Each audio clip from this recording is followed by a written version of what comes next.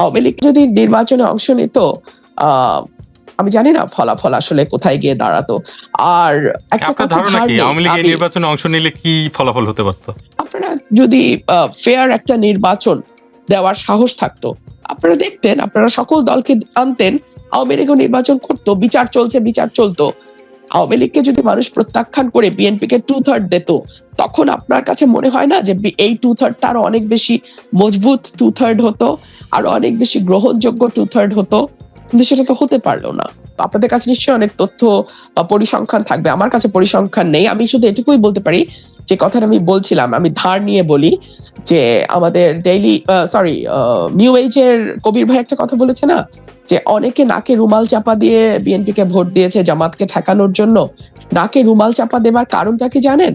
কারণ হচ্ছে গত 17 মাস অন্তর্বর্তীকালীন সরকারের শাসনামলে বিএনপির নেতাকর্মীরা যেভাবে দখলবাজি, চাঁদাবাজি, লুটতরাজ, মামলা বাণিজ্যে জড়িয়ে গেছিল, যেটার প্রতিবাদ আমি 17 মাস ধরে দলের ভেতরে থেকে দলের ব্যাপারে করে এসেছি। দলের ভেতরে করেছি, রিপোর্ট জমা দিয়েছি, দলের বাইরে করেছি, কোনো কাজে আসে নাই। সো মানুষ বিএনপিকে খুব ভালোবেসে 2/3 মেজরিটি দিয়েছে, এটা নিশ্চয়ই আপনিও মনে করেন না, আমরাও মনে করি না। সো আমি বিএনপি ছেড়ে দেওয়া বা বিএনপি থেকে বহিষ্কার হয়ে যাওয়ার পরে তো অবভিয়াসলি অন্যান্য অনেক দলই অ্যাপ্রোচ করবে। বিএনপির মতো একটা আউট অ্যান্ড আউট অকর্মণ্য এবং ব্যর্থ দলের বোঝা তো আমি 17 বছর বহন করেছি, তাই না? সেটা যদি 17 বছর বহন করতে পারি, তাহলে আসলে নিজের স্বতন্ত্র একটা নির্বাচন 1 মাসের ক্যাম্পেইন করে বহন করা খুব কি কঠিন। কিন্তু আমাকে একটা প্রশ্ন, যে আপনি যে ব্যর্থ দল বলছেন বিএনপিকে, সেই বিএনপি তো 200-র বেশি আসন এই সর্বশেষ নির্বাচনে জিতেছে, এবং এখন পর্যন্ত আমরা যেটা দেখি যে মানে এই নির্বাচন তো সুষ্ঠু হয়েছে বলা হচ্ছে, যদিও বিরোধী দলের পক্ষ থেকে বলা হচ্ছে যে ইলেকশন ইঞ্জিনিয়ারিং করা হয়েছে, তারা কিছু আসনে মানে এটা নিয়ে অভিযোগ করছে। ব্যর্থ দল মনে হচ্ছে দুটো কারণে। আমি যেই সময়কার কথা রেফার করছি 17 বছর, সেই সময় তাদের ন্যূনতম কোনো সাফল্য কোনো আন্দোলনে হয়নি, যেটার ভিত্তিতে আমি জোর গলায় তাদের পক্ষে কোনো কথা বলতে পারবো। But I had to build narrative every day in a new form. So that was a big challenge for me. আর 2 হচ্ছে 2/3 majority, certainly it's a very big number. But we should not forget that Awami League did not participate in this election. বর্তমান সংসদে আমরা যেটা দেখছি যে এই সংসদে বিরোধী দল এনসিপি জামাত যে জোট, তারা জোট করেছে, যদিও 2/3 হচ্ছে গিয়ে বিএনপির দিকে আছে। তো এই যে জোট বিএনপি এবং জামাত এবং এনসিপির যে জোট, এই জোট সম্পর্কে আপনার মূল্যায়ন কি? তারা এখন পর্যন্ত কি ধরনের মানে কার্যক্রম, তাদের কার্যক্রম কতটা আপনাকে সন্তুষ্ট করছে, বা আপনি আসলে কিভাবে দেখছেন বিষয়গুলো? এটা তো আসলে আমাকে সন্তুষ্ট করার বিষয় নয়, আর আমি কে তাদের পারফরমেন্স জাজ করার। তবে আমার কাছে যেটা ওদের বক্তব্য থেকে আমি পেয়েছি, সেটা হচ্ছে এটা আদর্শিক জোট নয়, এটি নির্বাচনী এবং কৌশলগত একটি জোট, যেটা এনসিপি বলেছে। আর পার্লামেন্টে আর 10 জন সাধারণ দর্শকের মতো আমি যেটা দেখেছি, আমার কাছে মনে হয়েছে এনসিপি অনেক বেশি ভোকাল, অনেক বেশি চেষ্টা করছে পার্লামেন্টে একটা শক্ত বিরোধী ইম্প্যাক্ট তৈরি করার। সেক্ষেত্রে আমার জামাতকে কিছুটা দুর্বল মনে হয়েছে, এবং এটা শুধু আমার পর্যবেক্ষণ না, এটা আমি অন্যান্য অনেকের সঙ্গে কথা বলে আমি এই ফিডব্যাক পেয়েছি। মানে আরেকটু যদি আপনি স্পেসিফিক বলেন যে আসলে দুর্বলতাটা কোন জায়গায় আপনার দেখছেন? আপনি নিজেও একজন সংসদ সদস্য, আপনি তো একেবারে কাছে থেকেই দেখছেন পুরো পরিস্থিতি। দেখুন, আমাদের জুলাই সনদ নিয়ে 2 দিনের দীর্ঘ আলোচনা হয়েছে, মুলতবি প্রস্তাবের উপরে 2 দিন দীর্ঘ আলোচনা হয়েছে, এবং সেখানে আমরা সরকারি দলকে দেখেছি লিগ্যাল পয়েন্টগুলো যেভাবে ক্লিয়ার করেছে, তার পাল্টা লিগ্যাল আর্গুমেন্ট আমরা বিরোধী দলের কাছ থেকে পাই নাই। আমরা আশা করেছিলাম যে সরকারি দলে যেমন আইনজীবী আছেন, বিরোধী দলেও কিন্তু প্র্যাকটিসিং লয়ার আছেন, আমি 2-3 জনের নাম এখনই বলতে পারি। সো আমরা আশা করেছিলাম, মানে সাধারণ মানুষ আশা করেছিল যে লিগ্যাল আর্গুমেন্ট যেটা, সেটা আরো অনেক জোরদার ভাবে হয়তো বিরোধী দল প্রেজেন্ট করবে। বাট আমরা সেই জায়গায় একটা খামতি বলবো, যে এক ধরনের খামতি আমরা লক্ষ্য করেছি। অনেক বেশি আবেগময় বক্তব্য দেয়া হয়েছে, তাতে কোনো দোষণীয় কিছু না, রাজনীতি আবেগের বাইরে নয়। তবে আমার মনে হয় যে যেহেতু লিগ্যাল ইস্যুস গুলোর উপর বারবার আলোকপাত করা হয়েছে, আমার কাছে মনে হচ্ছে আরো অনেক বেশি জোরালো ভাবে লিগ্যাল আর্গুমেন্ট গুলো দেয়া যেত।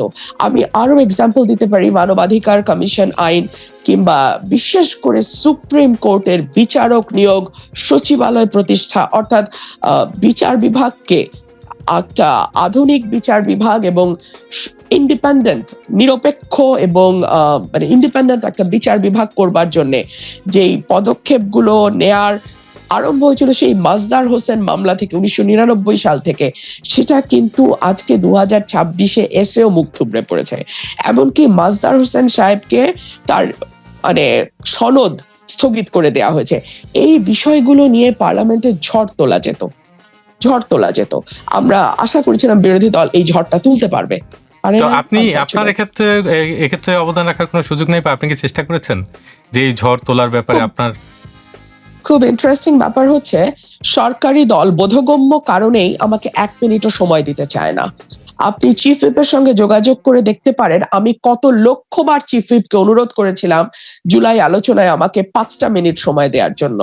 উনি ওনার বসের কাছ থেকে অনুমতি নিয়ে আসবেন এবং বস ডেফিনেটলি ওনাকে অনুমতি দেয় নাই। বাট সারপ্রাইজিংলি বিরোধী দলও নিজেকে এতই কম্পিটেন্ট মনে করে যে তারা মনে করেছে যে রুমিন ফারহানার কথা বলার দরকার নাই। সো আমি বিরোধী দল থেকেও সময় পাই নাই, আমি সরকারি দল থেকেও সময় পাই নাই। সিম্পল। সেক্ষেত্রে আপনার কাছে মনে হয় না যে আপনি যদি তাদের সঙ্গে জোটে যোগ দেন সেক্ষেত্রে আপনার কথা বলার সুযোগটা বাড়বে?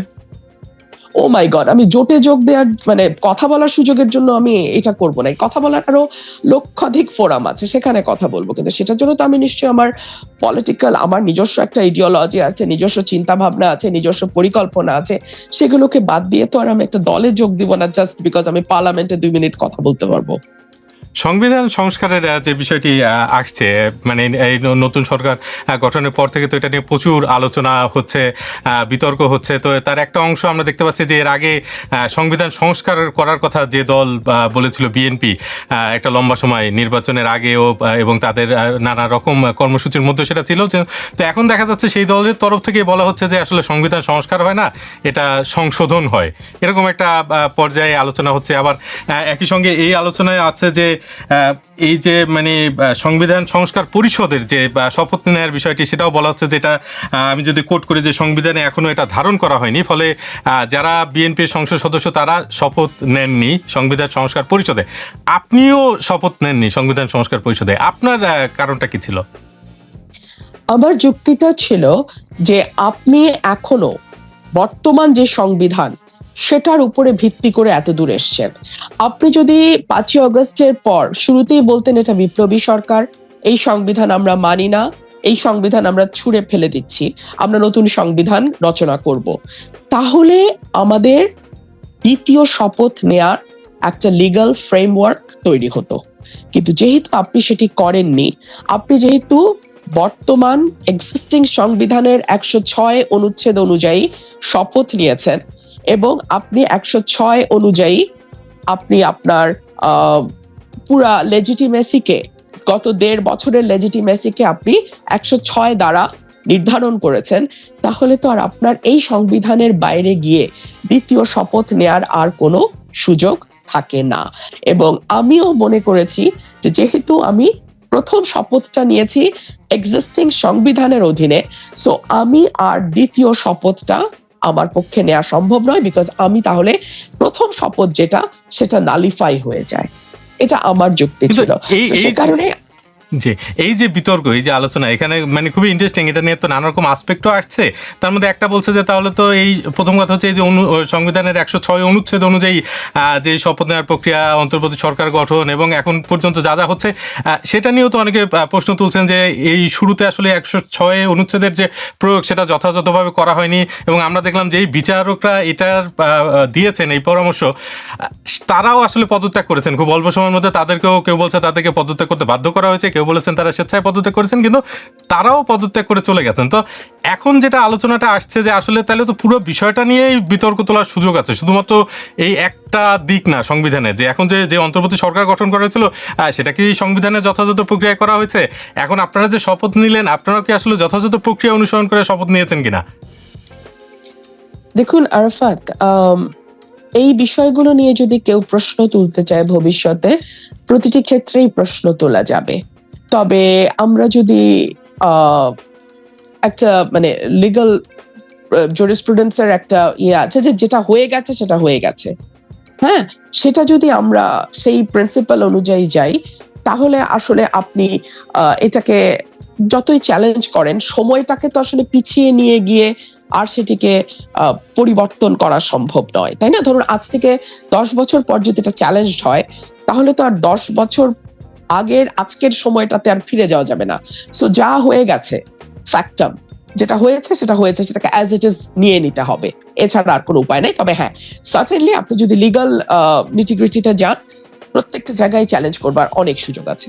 99 সালে যখন মাজদার হোসেন মামলার রায় হলো, তখন আওয়ামী লীগ সরকার তারা এটিকে কার্যকর করলো না, এবং তারপরে বিএনপি সরকার আসলো দীর্ঘ সময়, তারাও এটির ব্যাপারে কোনো রকম কোনো পদক্ষেপ আমরা নিতে দেখলাম না।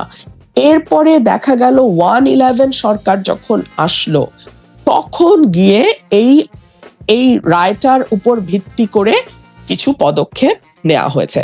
সুতরাং এই যে 99 থেকে 2007, 8টা বছরে আওয়ামী লীগও ছিল, বিএনপিও ছিল, কিন্তু তারা কেউ বিচার বিভাগকে স্বাধীন করবার জন্য কোনো পদক্ষেপ নিল না। আমরা এই মামলার রায়টা বাস্তবায়িত হতে দেখলাম না। এটাই যথেষ্ট বোঝার জন্যে যে আসলে এই দলগুলো কোনোদিন চায়নি বাংলাদেশের প্রতিষ্ঠানগুলো শক্তিশালী হোক। ধরুন এই সরকার যদি আগামী 5 বছর ক্ষমতায় থাকে, তাহলে তারা খুব বেশি হলে 10টা 15টা জজ নিয়োগ দিতে পারবে উচ্চ আদালতে।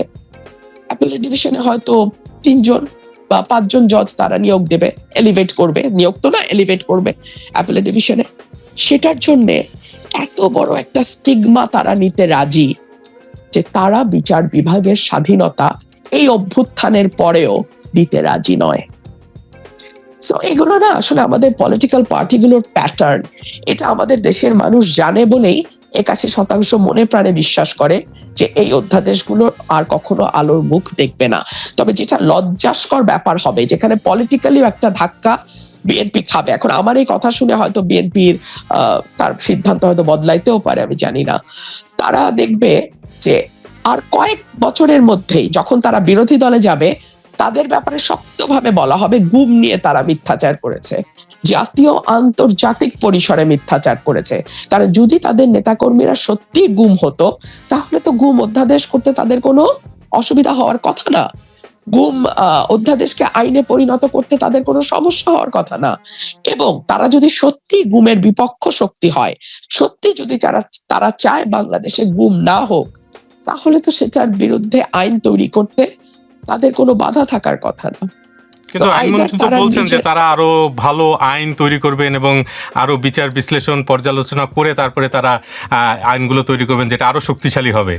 আপনি এই কথা আস্থা রাখতে পারছেন না? আমি তো বললাম আমি পারছি না।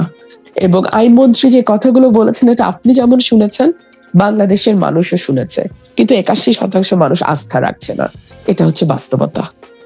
একজন স্বতন্ত্র সংসদ সদস্য হিসেবে আমি যদি আপনাকে একদম ব্ল্যাক এন্ড হোয়াইট উত্তর দেই, তাহলে উত্তরটা হচ্ছে এর কোনো ক্ষমতাই আমার নাই। বাংলাদেশে 151টা আসন যারা পায়, যেই দল পায়, সেই দল চাইলে বাংলাদেশে যে কোনো কিছু করতে পারে। আর 149টা আসন যারা পায়, তাদের হাজারটা ভালো পরিকল্পনা থাকলেও কোনো লাভ হয় না। আর সেখানে আমি একজন স্বতন্ত্র একক সদস্য।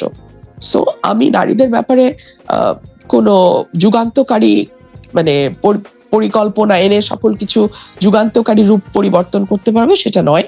তবে একজন নারী এবং একজন রাজনীতিবিদ এবং আইনজীবী হিসেবে আমি আপনাদেরকে এটুকুই বলবো যে নারী হিসেবে আমরা অনেক সময় নিজেকে দুর্বল ভাবতে পছন্দ করি, আমরা নিজেকে অনেক সময় ভালনারেবল বা ভিকটিম রোল প্লে করতে পছন্দ করি। আমরা আশা করি যে এভাবে হয়তো চললে আমার বাবা, আমার পার্টনার বা আমার সমাজ, আমার বস, আমার অফিস আমাকে জায়গা ছাড়বে, আমার জন্য একটু সহজ হবে, আমি একটু কম পরিশ্রম করে একটু বেশি আগাতে পারবো। এই মানসিকতাটা আমার মনে হয় ছেড়ে ফেলে দিয়ে আপনি চ্যালেঞ্জ গ্রহণ করুন এবং নিজের দক্ষতা, সততা, যোগ্যতা এবং নিজের যেই মেধা সেটাকে সর্বোচ্চ সততার সঙ্গে ব্যবহার করুন।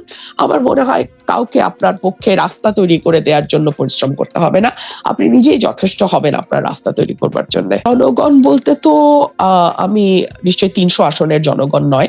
জনগণ বলতে আমি বুঝি সরাইল, আশুগঞ্জ এবং বিজয়নগরের একাংশ। তাদের কাজ খুব ভালো চলছে আলহামদুলিল্লাহ। মানে এখন পর্যন্ত গত ১.৫ মাস ২ মাস হলো আমার বরাদ্দ যেটা ফিক্সড, যেটা ৩০০ এমপির কাছে বরাদ্দ যাওয়ার, সেটা তো যাবেই। আর যদি সেটা না যায়, আমার এলাকায় তারা বন্ধ করে দেয়, সেটাও নিশ্চয়ই জনগণ তাদের জবাব যেভাবে দেয়ার দেবে।